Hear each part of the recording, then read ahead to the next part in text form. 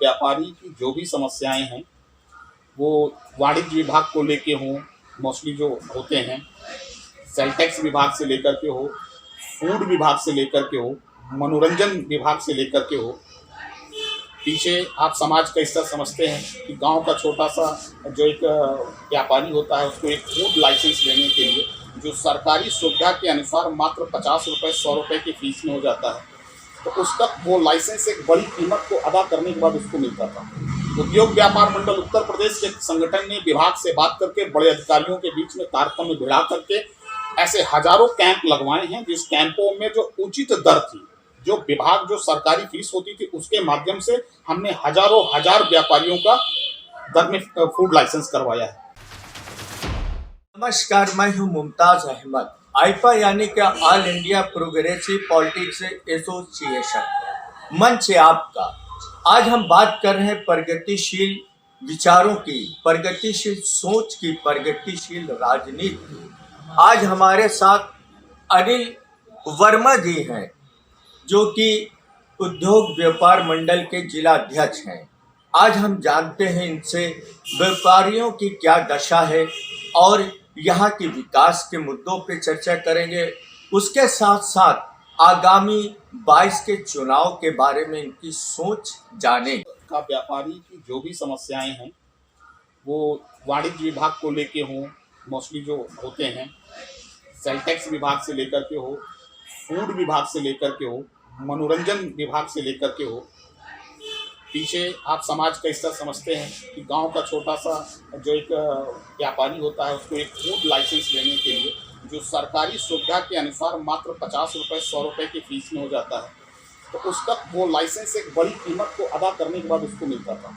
उद्योग व्यापार मंडल उत्तर प्रदेश के संगठन ने विभाग से बात करके बड़े अधिकारियों के बीच में तारतम्य भिड़ा करके ऐसे हजारों कैंप लगवाए हैं, जिस कैंपों में जो उचित दर थी, जो विभाग जो सरकारी फीस होती थी उसके माध्यम से हमने हजारों हजार व्यापारियों का दर में फूड लाइसेंस करवाया है। वाणिज्य की जो भी समस्याएं होती हैं हम उन समस्याओं को भी उन अधिकारियों के साथ उसी दर में उनकी निपटाने का पूरा प्रयास करते हैं और ये लगातार हम सब कर रहे हैं।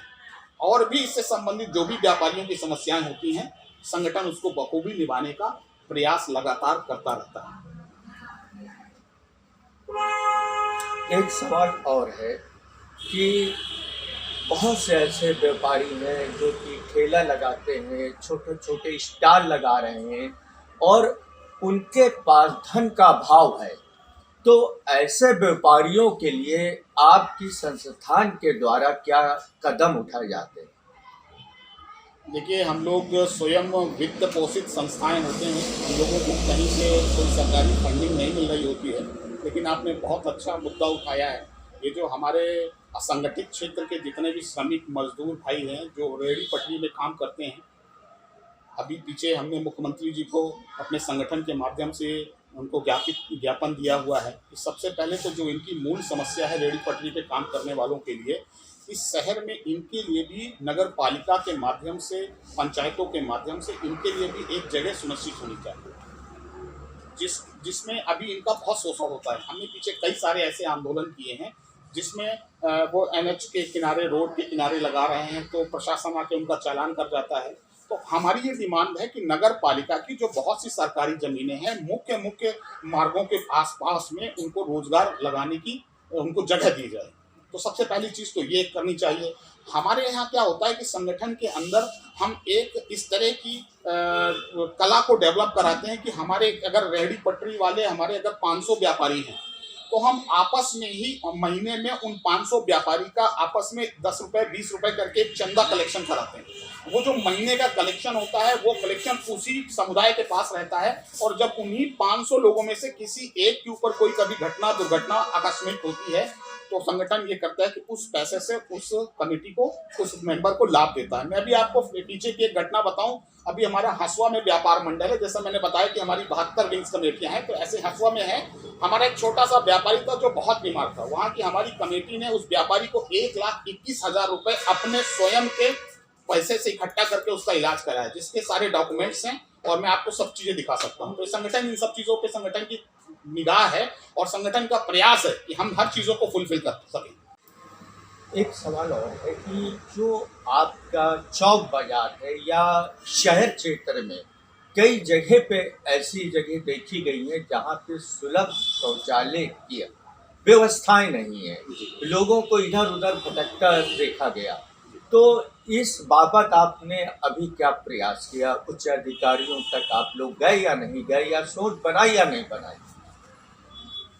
देखिए, ये आम जनमानस की मूलभूत समस्याओं में से एक है और हमारा संगठन निरंतर विगत कई वर्षों से इन सभी मूल समस्याओं के लिए 100 से ऊपर प्रशासन को और प्रदेश की सरकारों को इंगित करा चुका है। और कहीं ना कहीं हम अभी जब पीछे कई सारे ऐसे अधिकारी थे जिनके साथ हमारी बात उनको ठीक लगी, उन्होंने इस पर काम भी किया।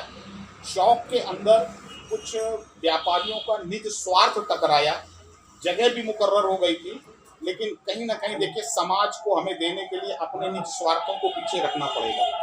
तो अब प्रसाधन व्यवस्था किसी दुकान के सामने ही बनेगी क्योंकि सकरी मार्केट है, तो इस वजह से कुछ व्यापारियों के लाभ मतलब स्वयं का स्वार्थ सिद्ध न होने पाने के कारण चौक में नहीं बन पाया, जबकि चौक में पास हो गया था।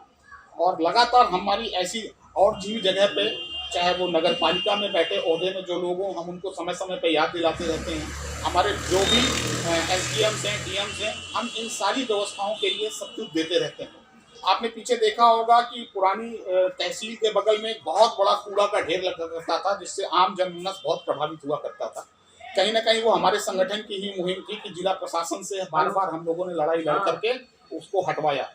मैं मानता हूं कि ये जनपद शहर हमारा है, यहाँ से लोग आएंगे जाएंगे, लेकिन ये नैतिक जिम्मेदारी हमारी बनती है कि जिस तरह हम अपने घर के अंदर की साफ सफाई को अच्छा मानते हैं, तो हमें अपने समाज में भी इसको एक अपनी जिम्मेदारी के तौर पर निभाना पड़ेगा। शहर की बात की जाए, शहर में जब बारिश होती है, जल भराव हो जाता है, उससे दुकानदारों का व्यवसाय प्रभावित होता है, तो इस बारे में कोई पहल आप लोगों के द्वारा की गई?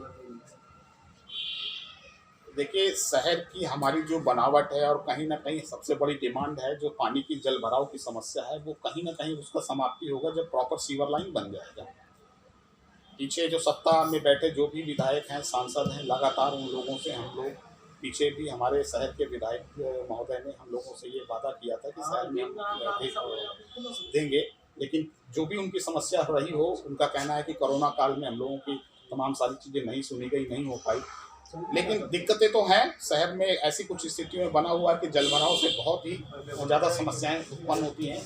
लगातार हम लोग अपने हमारे जो भी रिसोर्सेज हैं, जिला प्रशासन, नगर पालिका, इनके साथ बैठ करके बरसात के पहले और ये सारी समस्याओं को दूर करने का उनके साथ लग करके हम प्रयास करते रहते हैं। पीछे प्रशासन की अनदेखी में कई जगह शहर की ऐसी जगह थी जहाँ पे हमारे संगठन ने, हमारे संस्थापक महोदय ने, हमारे टीम ने लोगों से चंदा मांग करके झोली से हमने जनरेटर चला करके पानी निकलवाया। तो समस्याएं तो हैं अपने शहर में, लेकिन समस्याओं को दूर करने के लिए जो वाजिब होता है हम वो सब करने के लिए लगे रहते हैं और जिला प्रशासन के बीच हमारी उपस्थिति हर समस्याओं को लेकर के बनी रहती है।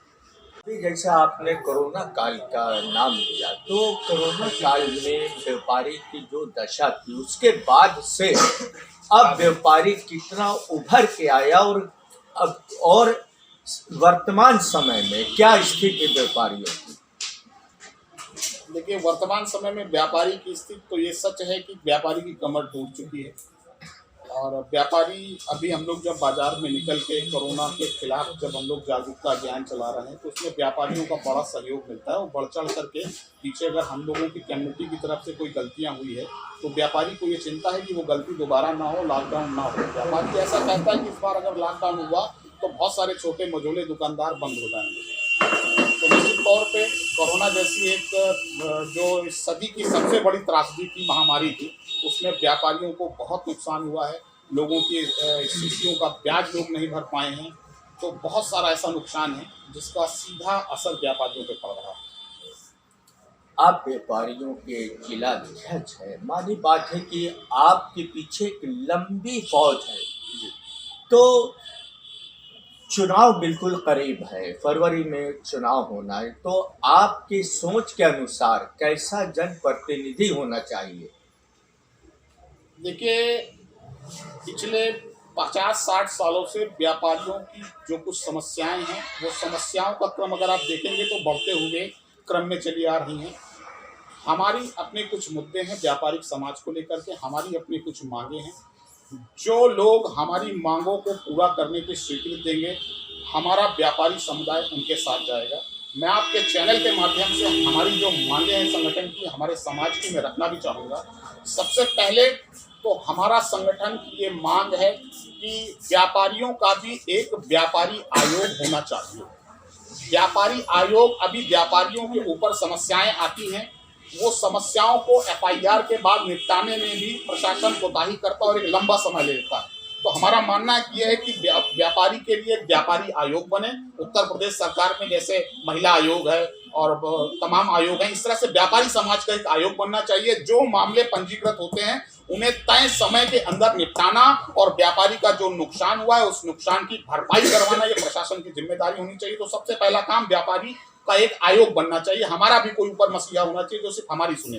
दूसरी बात, जिंदगी भर व्यापारी हमारा समाज में सरकार को, समाज से पैसे लेकर के सरकार को पैसे देने की मात्र मशीनरी बन के रह गया है।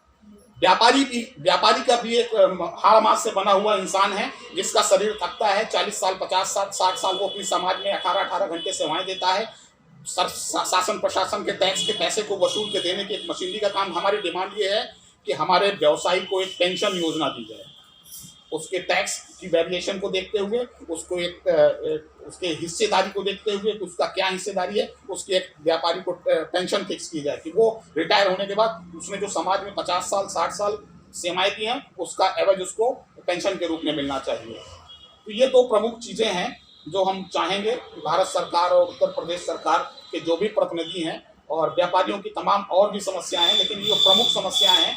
इन समस्याओं से हम रिलैक्स चाहेंगे और जो हमारी बात मानेगा, हमारा संगठन और हमारा व्यापारी समुदाय, उन्हीं को राष्ट्रहित में वोट देगा।